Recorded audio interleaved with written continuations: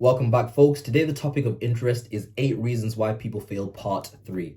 So, in part 1, we discussed how being a perfectionist leads to the halting of one's progress. In part 2, we discussed how making excuses keeps one stuck. And in part 3 today, we'll be discussing specifically allowing yourself to be distracted.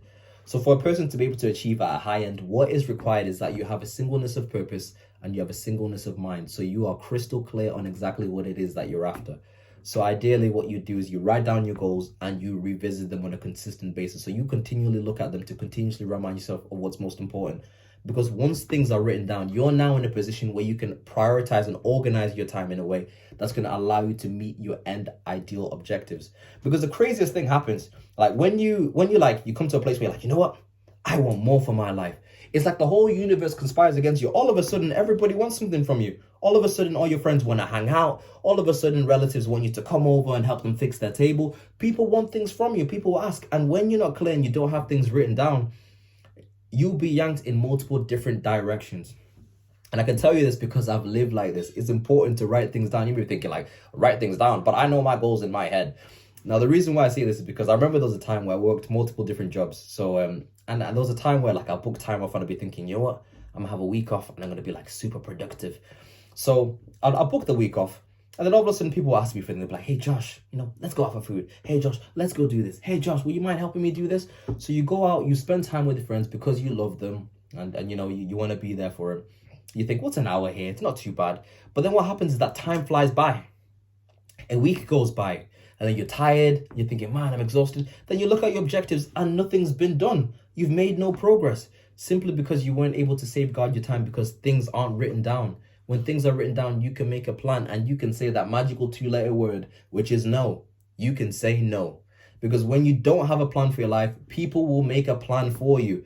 And those people normally don't have your best interests at heart. Like for the most part, people don't care about you achieving your goals or not. They don't. They care about meeting their own end, meeting their own objectives. So it's on you. If you fail, it's on you. People don't really care about that. So it's important that you prioritize yourself by writing things down. Furthermore, another thing that this will do, why I say it's so important to write things down and revisit it, is because it stimulates the part of your mind that we call the reticular activating system. So the reticular activating system of your mind is the part of your mind that filters out the things that you pay attention to. So on a day-to-day basis, when you're going through life, your mind is taking in a whole bunch of information through your senses, so through your eyes, through your ears, through your nose.